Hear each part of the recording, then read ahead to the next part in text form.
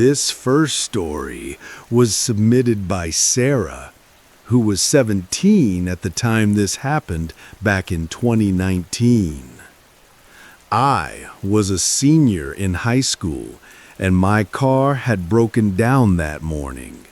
My mom couldn't pick me up because she was working a double shift at the hospital, and my friends had already left for the day. I lived about 8 miles from school in a small town in Montana, and taking the bus would mean waiting until 6 p.m. for the late route.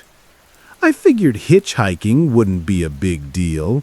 I'd seen other kids do it, and in a small town, someone always knew someone.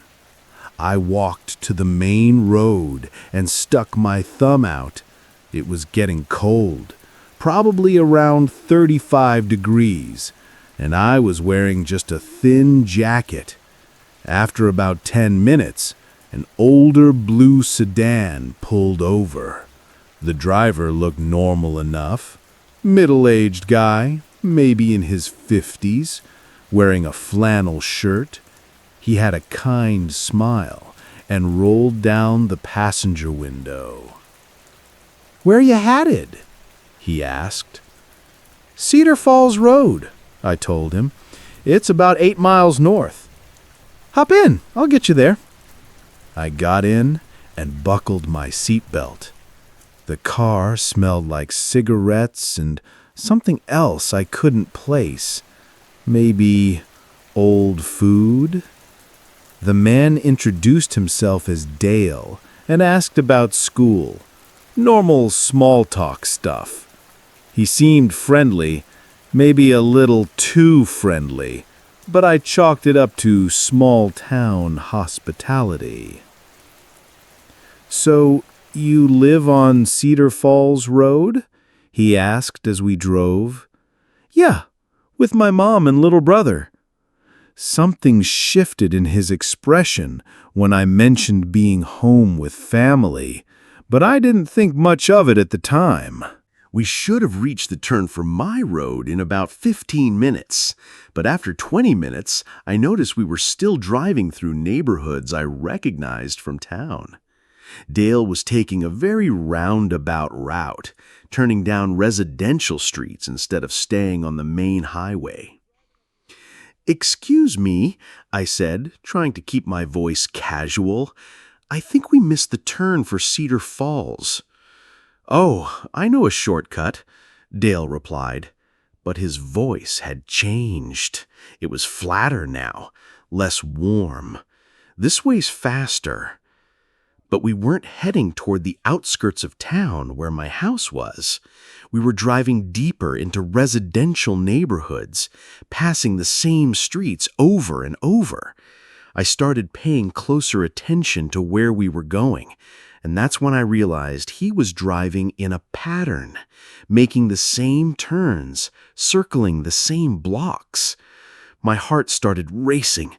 I pulled out my phone to check the time and saw that we'd been driving for 35 minutes. The trip should have taken 15 at most.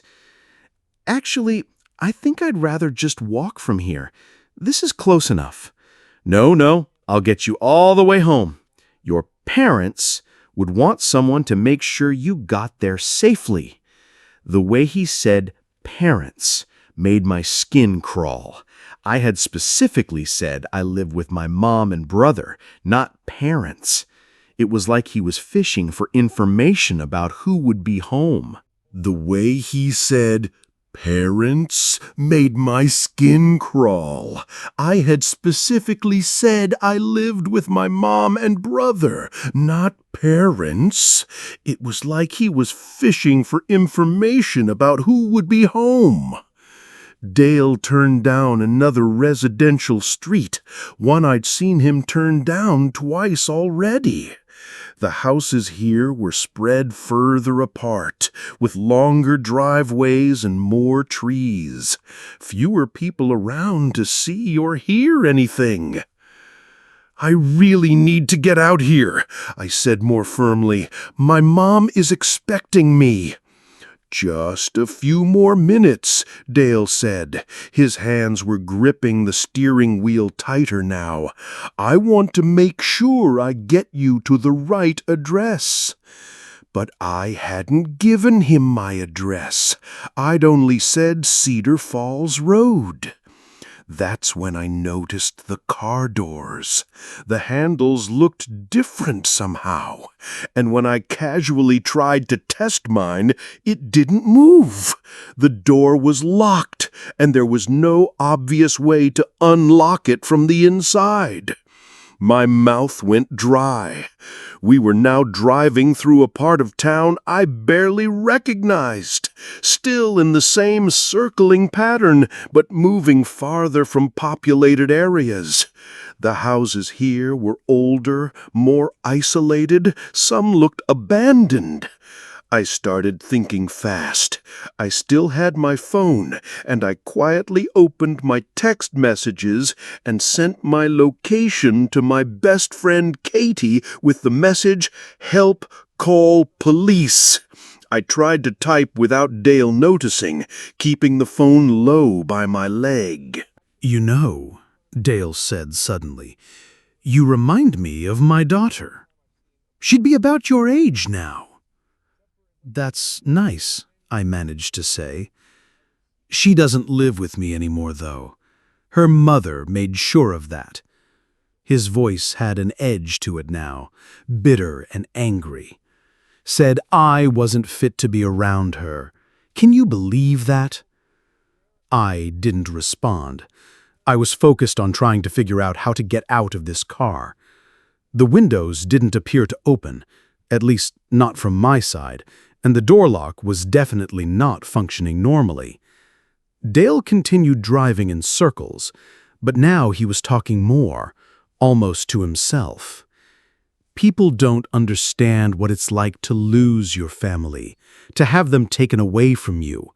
Sometimes you just want to help other people's kids, you know? Make sure they get home safe."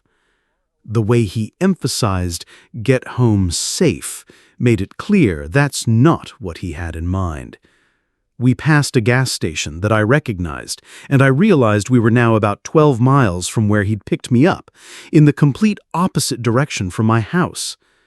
Dale wasn't just driving in circles anymore. He was actively taking me somewhere. That's when I saw the police car. It was coming from the opposite direction, and I could see it was moving fast. As it got closer, I realized it was heading straight for us. Dale must have noticed it too, because he suddenly pulled into a strip mall parking lot and parked behind a dumpster. "Shit," he muttered under his breath. The police car pulled into the parking lot, lights flashing. Two officers got out and approached Dale's car. One knocked on the driver's side window. "Sir, we need you to step out of the vehicle." Dale looked at me with an expression I'll never forget, part panic, part rage. "You called them, didn't you?" I didn't answer. I was too scared to speak. The officer knocked again, more insistently. "Sir, step out of the car now." Dale slowly opened his door and got out. I heard one of the officers asking him about me, about why he had a minor in his car, about why they'd been driving in circles for over an hour. The other officer came to my side of the car and somehow got my door open. Apparently, there was a way to unlock it from outside. I practically fell out of the car, my legs shaking. "Are you okay?" the officer asked. I nodded, though I wasn't really okay. I was terrified. They arrested Dale right there in the parking lot. Later, I found out that my friend Katie had called 911 immediately when she got my text, and they'd been tracking my phone's GPS location. The police said Dale had been driving me around for almost an hour and a half, and based on the pattern of his driving and where he was headed, they believed he was planning to take me somewhere secluded. During the investigation, They discovered that Dale had a history of similar incidents. He'd been arrested twice before for approaching young girls, though the charges had been dropped both times due to lack of evidence. They also found duct tape, zip ties, and other concerning items in his trunk. I still think about what would have happened if my phone had died, or if Katie hadn't taken my text seriously, or if the police had been even 5 minutes later. Dale never told anyone where he was actually taking me, and I don't want to know. I never hitchhiked again after that. Even now, 5 years later, I get nervous when strangers offer me rides. Sometimes the people who seem the most helpful are the ones you need to be most careful around. This story comes from Marcus, who was 20 when this happened during his junior year of college in 2021. I was studying at a small university in Nevada, and I'd gone camping for the weekend with some friends about 60 miles north of campus. The plan was to drive back together on Sunday evening, but on Saturday night, I got a call from my girlfriend telling me her father was in the hospital. She was really upset and needed me to come back immediately. My friends wanted to stay for the full weekend they'd planned, which I understood. The problem was we'd all come in one car, and the nearest town was about 30 miles away. I figured I could hike to the main highway and catch a ride from there. It was a fairly busy route, and I'd hitchhiked before without any problems. I packed my stuff and started walking. It took me about 2 hours to reach the highway, and by then it was getting dark. I'd been standing there with my thumb out for maybe 20 minutes when a pickup truck pulled over. The driver was a man who looked to be in his 40s, wearing work clothes that were stained with what looked like motor oil. "Where you headed?" he called out. "Las Vegas. I can pay for gas." "Hop in. I'm going that way." I threw my backpack in the truck bed and got in the passenger seat. The guy introduced himself as Rick and said he'd been visiting family up north. He seemed normal enough. Talked about his job as a mechanic, asked about college, that sort of thing. About 20 minutes into the drive, Rick asked if I minded making a quick stop. "I need to pick something up from a buddy of mine," he said. "Won't take long." I wasn't thrilled about the delay, but he was giving me a free ride, so I figured I couldn't complain. Rick turned off the highway onto a dirt road that stretched into the darkness. We drove for about 10 minutes before he stopped in front of what looked like an old mobile home with no lights on. "Wait here," Rick said. "I'll just be a minute." He got out and walked toward the trailer. I sat in the truck, feeling increasingly uncomfortable. The area was completely isolated. I couldn't see any other buildings or lights anywhere, just desert and darkness. Rick was inside the trailer for about 15 minutes. When he came back to the truck, he was carrying a small duffel bag, and his whole demeanor had changed. He seemed agitated, constantly checking the mirrors as we drove back to the highway. "Everything okay?" I asked. "Yeah, fine," he said, but he was gripping the steering wheel much tighter than before. We got back on the highway, but instead of heading south toward Vegas like we had been, Rick took the on-ramp going north. "I think you're going the wrong way," I said. "No, I know a better route. This way avoids construction." But I'd driven this highway plenty of times, and I knew there wasn't any construction. We were heading away from Las Vegas, deeper into rural Nevada. After another 20 minutes, I was certain something was wrong. I could see mile markers going in the wrong direction, and Rick kept glancing at that duffel bag he'd placed on the seat between us. "Look, I really need to get to Vegas tonight," I said. "My girlfriend's dad is in the hospital." "We'll get there," Rick said, but his voice had an edge to it now. "Just need to make one more stop first." That's when I started to panic. I realized I was completely at this guy's mercy, in the middle of nowhere, with no idea where he was actually taking me. "What kind of stop?" I asked, trying to keep my voice steady. Rick didn't answer right away. He was looking at the duffel bag again, and I noticed his hands were shaking slightly. "The thing is," he said finally, "I might have a problem, and I might need you to help me with it." "What kind of problem?" Rick pulled over to the side of the highway. We were at mile marker 47, in the middle of absolute nowhere. No other cars, no buildings, nothing but desert stretching in every direction. "See what I picked up back there?" He patted the duffel bag. "It's not exactly legal. And if I get caught with it, I'm looking at serious prison time." My heart was racing. "Okay, so what does that have to do with me?" "Well, if something happens, if we get pulled over or someone comes looking for this stuff, I need you to say it's yours." "Are you crazy? I'm not taking the blame for whatever you've got in that bag." Rick's expression hardened. "You don't really have a choice, kid. You're in my truck, in the middle of nowhere.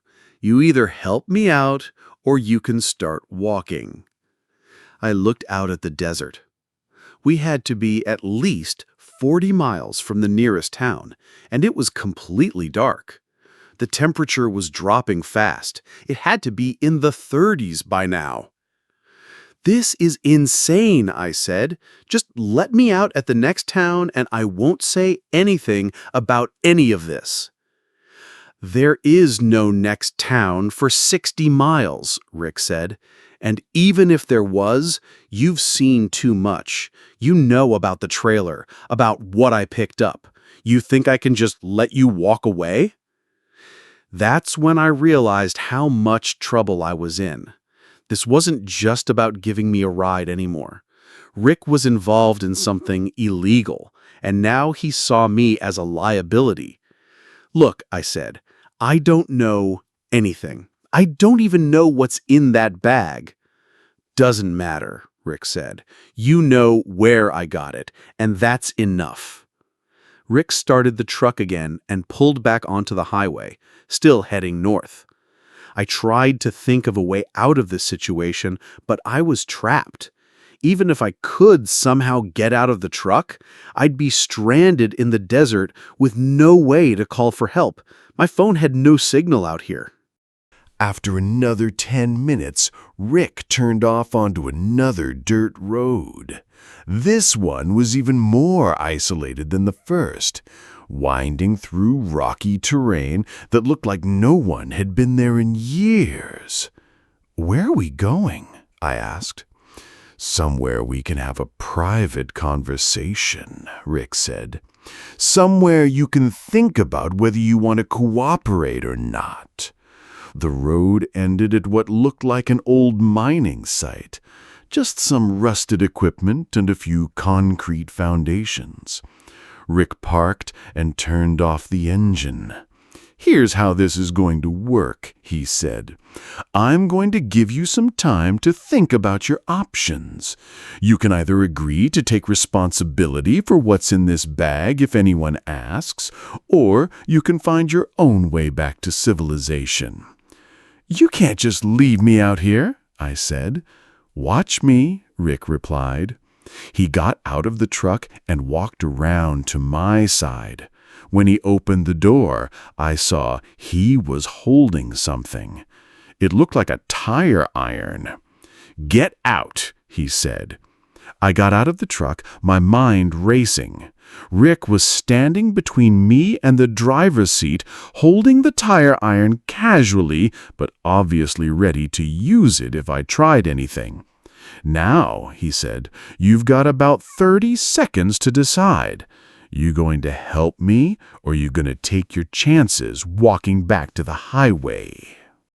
I looked around at the desert.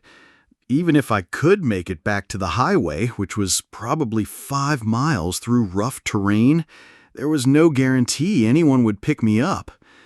And Rick was right. It was freezing out here. But then I heard something that changed everything. The sound of another vehicle approaching. Rick heard it too.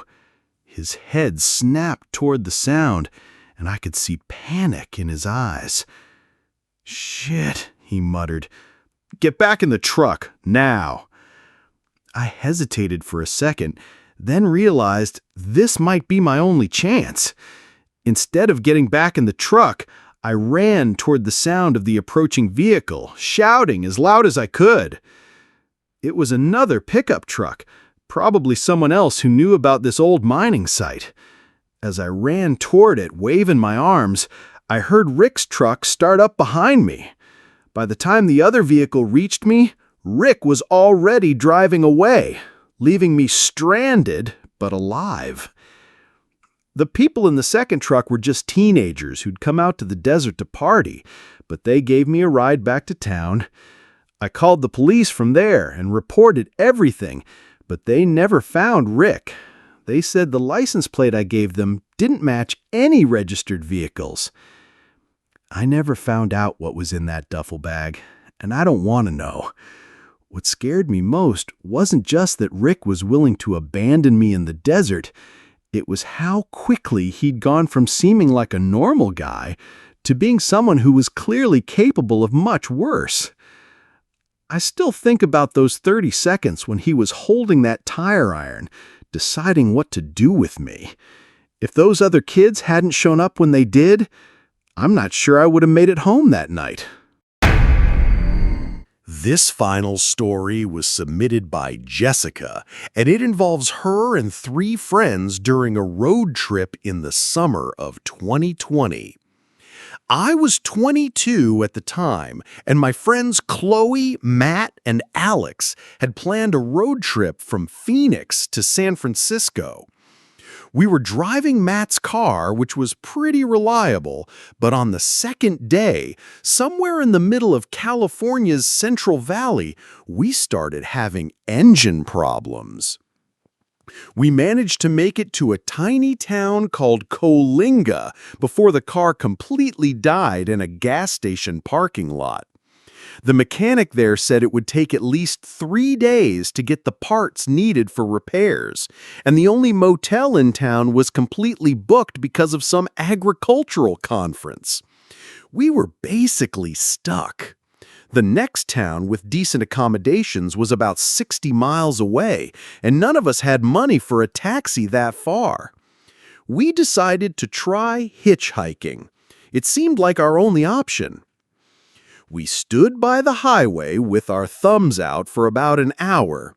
A few cars slowed down, but when the drivers saw there were 4 of us with luggage, they kept going. Finally, a white cargo van pulled over. The driver was a guy who looked to be in his 30s, clean-cut, wearing a business shirt. He seemed professional and trustworthy. "Where you folks headed?" he asked. "Fresno," Matt said. "Our car broke down." "I can take you as far as Bakersfield," the man said. "That's about halfway, and you should be able to catch another ride from there." His name was David, and he said he was a sales rep for a medical equipment company. The van was full of boxes, which he explained were hospital supplies. Everything seemed legitimate. We loaded our stuff into the back and climbed in. There were no seats in the cargo area, so Alex, Chloe, and I sat on the floor while Matt took the passenger seat up front. For the first hour, everything was normal. David talked about his job, asked about our road trip, played music on the radio. He seemed like a genuinely nice guy who was just helping out some stranded travelers. But then I started noticing things that seemed off. first, David kept checking his rearview mirror, not just occasionally, like most drivers do, but constantly. Every few seconds, his eyes would flick to the mirror, like he was watching for something. Second, when we passed road signs, I realized we weren't taking the most direct route to Bakersfield. David was taking back roads, rural highways that added at least 30 miles to the trip. When Matt asked about it, David said he was avoiding construction, but I'd been watching the signs and hadn't seen any construction warnings. The third thing I noticed was more unsettling. When I shifted position in the back of the van, I accidentally knocked over one of the boxes David had said contained medical supplies. It was lighter than it should have been, and when it fell, I heard things rattling around inside. Not like medical equipment, but like tools or hardware. I didn't say anything at the time, but I started paying more attention to our surroundings. We were now driving through increasingly isolated farmland, with long stretches between towns. About 2 hours into the drive, David's phone rang. He answered it using a Bluetooth headset so we could all hear his side of the conversation. "Yeah, I've got them.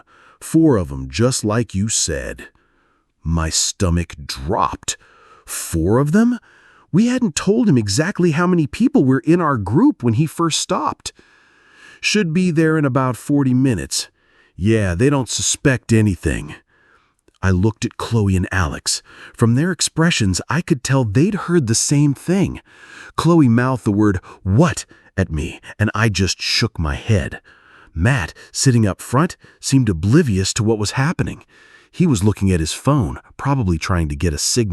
David ended the call and continued driving, but now he was taking even more remote roads. We hadn't seen another car in 20 minutes. "Hey," I said, trying to sound casual, "how much farther to Bakersfield?" "Not long now," David replied, but he didn't give me a specific answer. I looked out the back window of the van and saw something that made my blood run cold. Another vehicle was following us, a dark SUV that had been behind us for the last several miles, maintaining the exact same distance. I nudged Alex and pointed. He looked and immediately understood.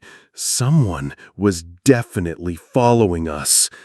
That's when I realized we were in serious trouble. David wasn't just some good Samaritan giving us a ride. This was planned. Someone had called him about 4 of them, and now we were being taken somewhere specific with another vehicle following to make sure we didn't escape. I had no idea what David and whoever was in that SUV were planning to do with us, but every instinct I had was screaming that we needed to get out of this van immediately. The problem was, we were in the middle of nowhere, traveling at highway speed with no way to communicate with the outside world. Even if we could somehow get David to stop, the SUV behind us would just pick up where he left off. I leaned forward and whispered to Matt, "We need to get out of here. Something's wrong." Matt turned around and saw the expression on my face. "What are you talking about?" Before I could explain, David spoke up. "Everything okay back there?" "Yeah, we're fine," I said quickly. But David was watching us in the rearview mirror now, and I could see suspicion in his eyes. He knew that we knew something was wrong. That's when things escalated quickly. David suddenly swerved off the highway onto a dirt road. The SUV followed immediately. We were now driving into what looked like agricultural land, with no buildings or people anywhere in sight. "Where are we going?" Matt asked, finally catching on that something wasn't right. "Just a shortcut," David said, but his voice had changed. He was colder now, more authoritative. The dirt road led to what looked like an old farm compound, a few run-down buildings and some abandoned equipment. David drove toward the largest building and parked next to it. The SUV pulled up right behind us, blocking any chance of escape. "Everyone out," David said. And for the first time, I noticed he was holding something in his hand. It looked like a small knife or box cutter. "What's going on?" Chloe asked, her voice shaking. "Just get out of the van," David repeated. 2 men got out of the SUV. They were both large, intimidating guys, and one of them was carrying what looked like zip ties. That's when I realized what was happening. We were about to be kidnapped, and there was no one around for miles who could help us. But then Alex did something that probably saved all our lives. As David was getting out of the driver's seat, Alex suddenly lunged forward and grabbed the keys from the ignition. Before anyone could react, he threw them as hard as he could toward the abandoned buildings. The keys disappeared into the tall weeds, and suddenly everyone was scrambling.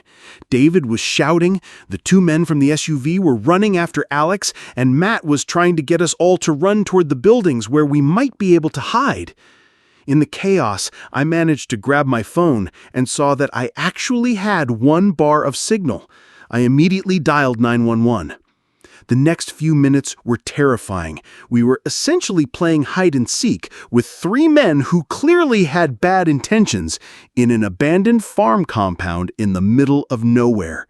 But Alex throwing those keys had bought us crucial time, and the 911 operator was able to track our location. The police arrived about 15 minutes later, which felt like hours. They found us hiding in an old barn while David and the other 2 men were still searching for us in the van keys. All 3 men were arrested. During the investigation, police discovered that David wasn't a medical equipment sales rep at all. He was involved in human trafficking, and the supplies in his van were restraints and other equipment used to transport victims. The 2 men in the SUV had criminal records related to kidnapping and assault. Apparently, they'd been watching the gas station in Coalinga, looking for stranded travelers who would be easy targets. We found out later that we weren't their first victims. They'd been operating in that area for months, targeting people whose cars had broken down or who were otherwise vulnerable. The police said if Alex hadn't thrown those keys, we would have been driven to a different location where other people were waiting, and we probably wouldn't have been found. Sometimes I think about how easily we got into that van. David seemed so normal, so helpful. We never questioned why a complete stranger would go out of his way to help 4 young people he'd never met. Now, whenever I'm in a situation where I need help from strangers, I remember that the people who seem the most trustworthy are sometimes the ones you need to be most afraid of.